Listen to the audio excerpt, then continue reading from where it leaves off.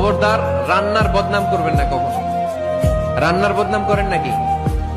এটা ঝাল হইছে, ওইটা মজা হয় নাই, এটা টক হইছে, এটা লবণ হয় নাই, এরকম আছে না নাই? লবণ হয় নাই, বউরে তালাক দিছে, এরকম আছে না নাই?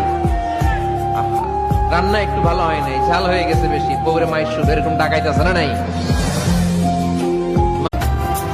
আসসালামু আলাইকুম, সবাইকে শবে বরাতের শুভেচ্ছা।